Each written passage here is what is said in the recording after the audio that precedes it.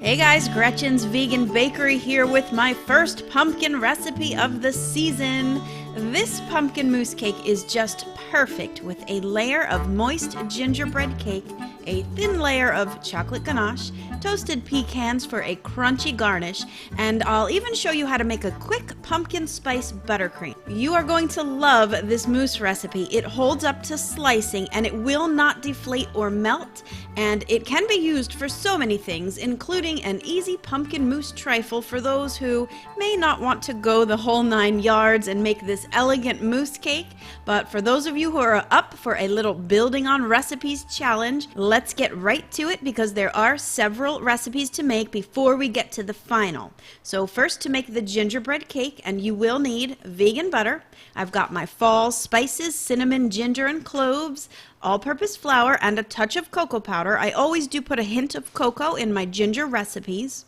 Molasses, baking powder and soda, salt, light brown sugar, flax meal for the egg replacer here, and hot water. So first combine the flax meal with the hot water, and then another measure of water is going to go with the molasses. Sift together the dry ingredients and then get the vegan butter creaming with the sugar until it's light and fluffy, and that's going to take about 3 to 5 minutes.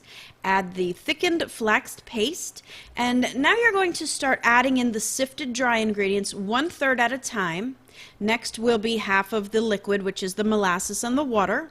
Another 1/3 of the dry ingredients, and you're just mixing each addition just until it's combined.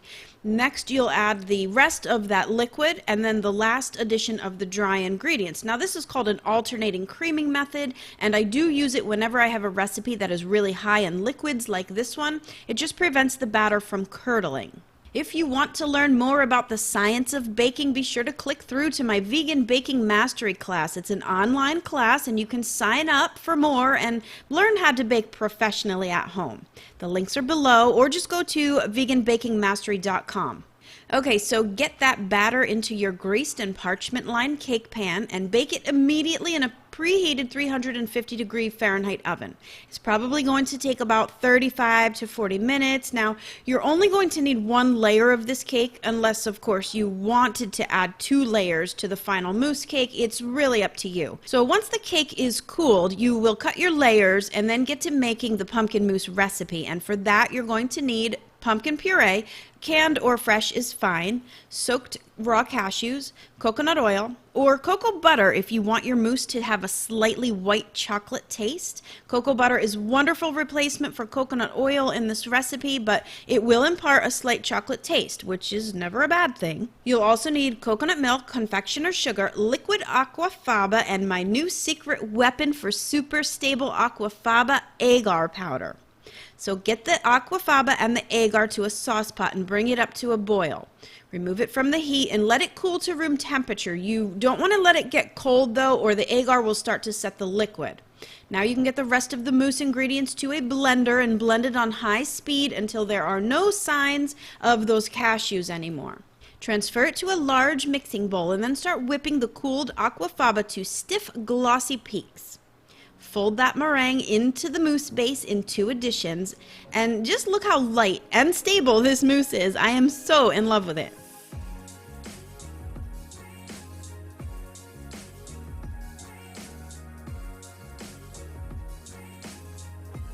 Now, you will have to prepare your ring mold with an acetate cake strip, or a springform pan works really great for molded desserts too. But the acetate strip really is the key to perfectly smooth-sided molded desserts.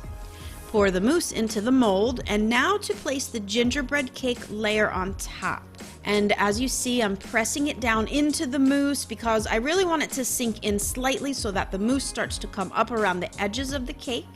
Now go ahead and refrigerate this whole thing for at least 5 hours, but preferably overnight, just to make sure that it is super set before you unmold it.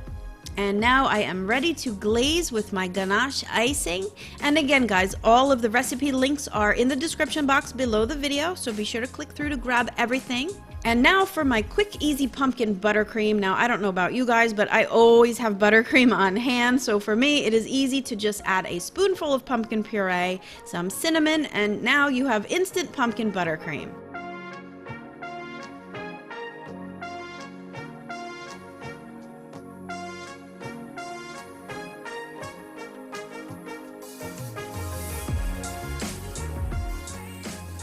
And that, my friends, is how you make this amazing pumpkin mousse cake. It is so creamy and so light, and it holds up perfectly to slicing. No deflating, no melting. The one thing that I always notice about many of the vegan mousse cakes and tarts that are floating around is that they need to be served frozen or else they're going to melt. So to me, that's not really how to eat a mousse cake. So I know you guys are really going to love this version. It is an authentic mousse preparation. So go ahead and grab the recipe at gretchensveganbakery.com. Don't forget, if you want to know more about the science of vegan baking, check out my online course at veganbakingmastery.com. All right, everyone, thanks for watching my video and for being here with me. Until next time, happy vegan baking. Bye for now.